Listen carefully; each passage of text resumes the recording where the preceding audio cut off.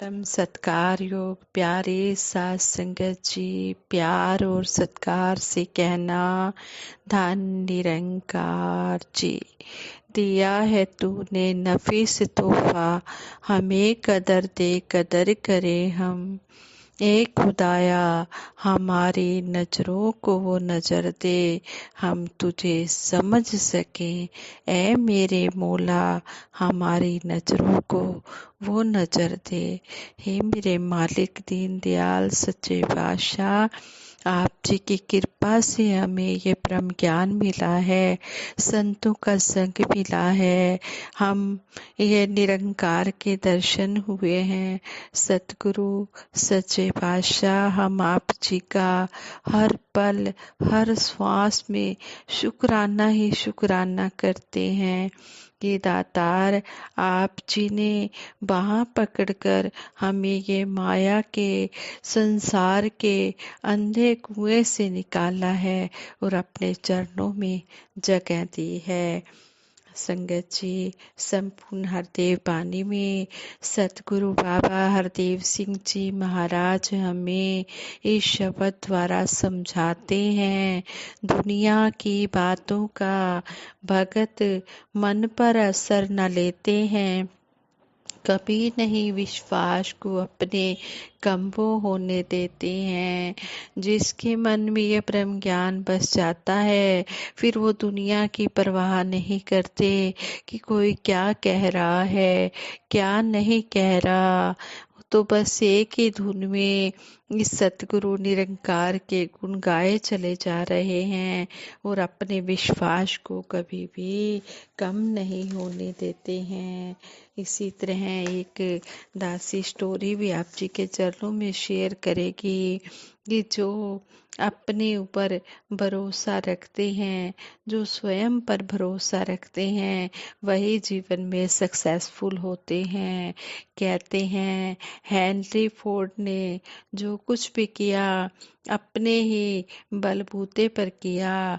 उन्होंने घड़ी सुधारने से लेकर कार बनाने तक के सफर में अपना काम खुद ही किया।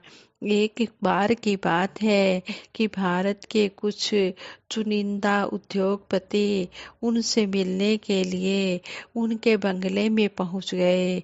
वहां उन्होंने एक व्यक्ति को बर्तन मांजते हुए देखा तो उससे कहा कि हमें हेनरी फोर्ड से मिलना है। उन्होंने हमें इसी समय मिलने का समय दिया था। वह व्यक्ति विनम्रता से उठा और उसने सभी को एक जगह बिठाया और बोला मैं अभी जाता हूँ।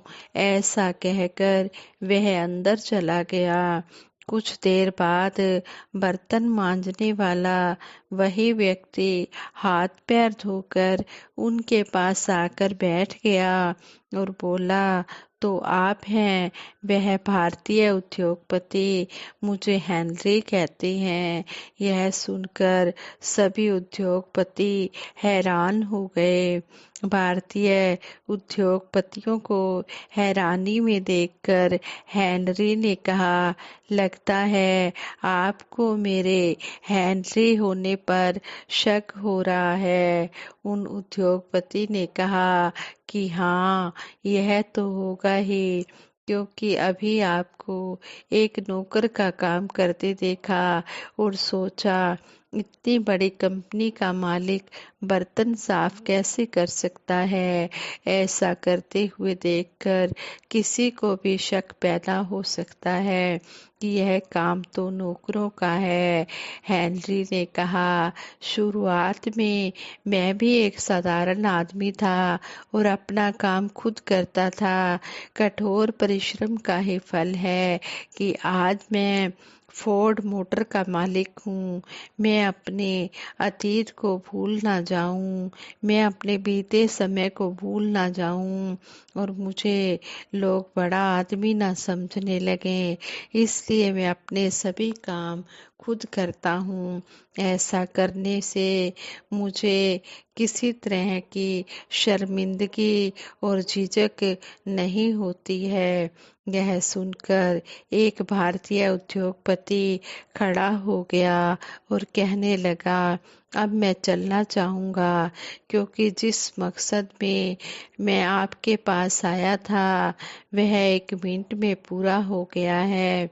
मेरी समझ में आ गया है कि सफलता का रहस्य दूसरों पर भरोसा करने में नहीं, बल्कि अपने आप पर भरोसा करने में है। ईमानदारी, चरित्र, विश्वास, प्रेम और वफादारी संतुलित सफलता के लिए नींव के पत्थर हैं।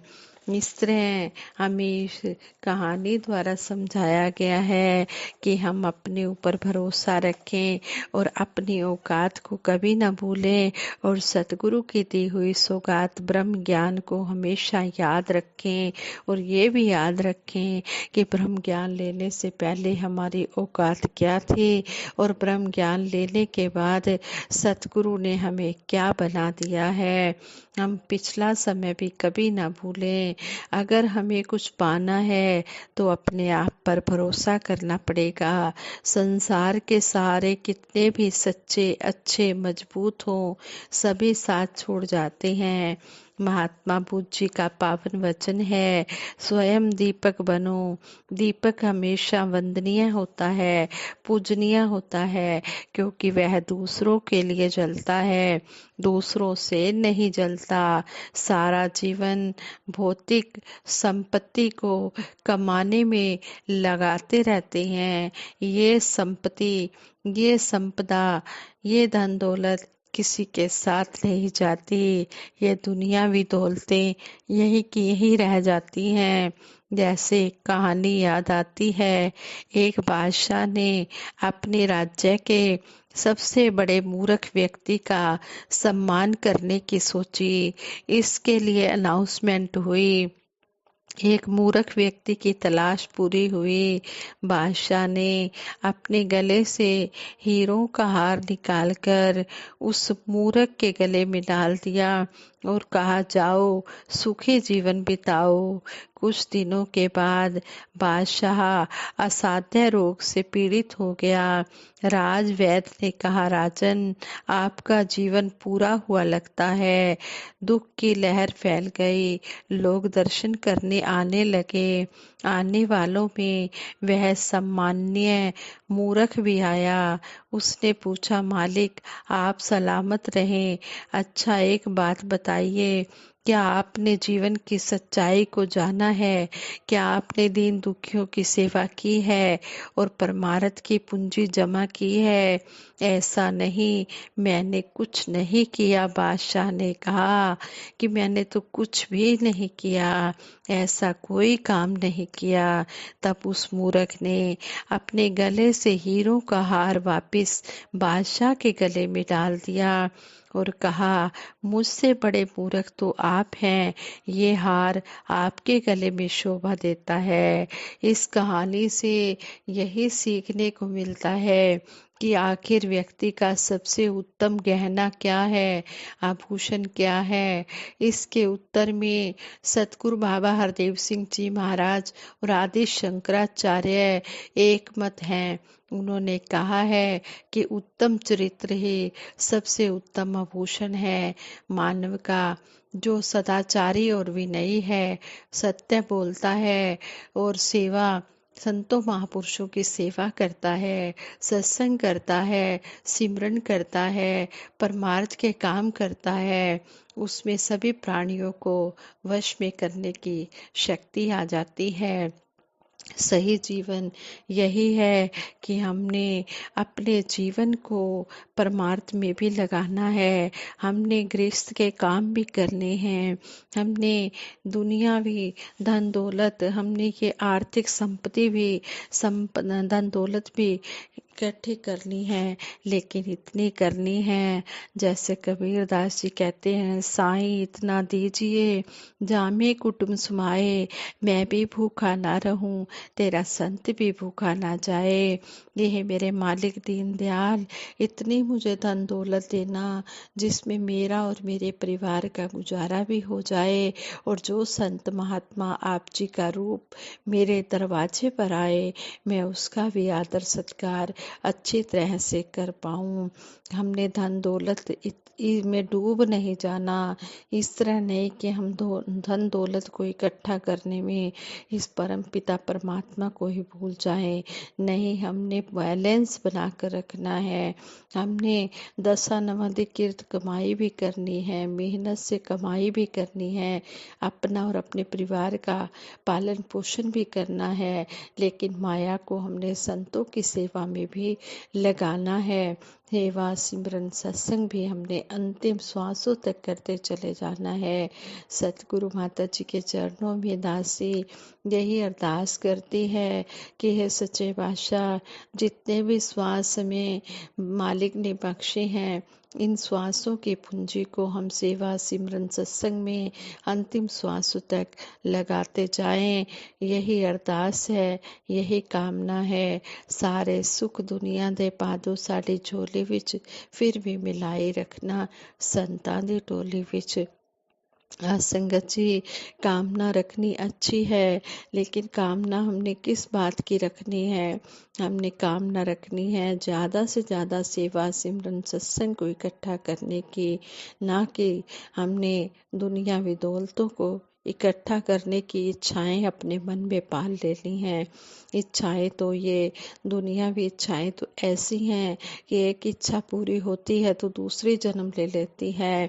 कबीर दास जी कहते हैं, माया मरे न मन मरे, मर मर गए शरीर, आशा तृष्णा ना मरे, कह गए दास कबीर। कि ये शरीर खत्म हो जाते हैं, लेकिन आशाएं तृष्णाएं कभी भी खत्म नहीं होती हैं। अगर हमने आशाएं तृष्णाएं रखनी है तो सेवा सिमरन सत्संग को ज़्यादा से ज़्यादा करने की, इन श्वासों को हमने परमार्थ में लगाने की इच्छाएं रखनी है। इच्छाएं रखना कोई बुरी बात नहीं है, लेकिन इच्छाएं ऐसी हो जो हमारे लोक में भी काम आए और परलोक में भी काम आए, जिससे हमारा लोक सुखी और परलोक सुहेला हो जाए। और आप सभी के लिए दासी सतगुरु माता जी से यही अरदास करती है, हे सच्चे पातशाह, सभी को तन मन धन के सुख देते हुए सेवा सिमरन सत्संग के साथ जोड़ के रखना। साथ संगत जी, ये विचार करते हुए बहुत सी गलतियां हुई होंगी, उन गलतियों के लिए आप जी क्षमा कर देना। आज संगत जी प्रेम से कहना, धन निरंकार जी।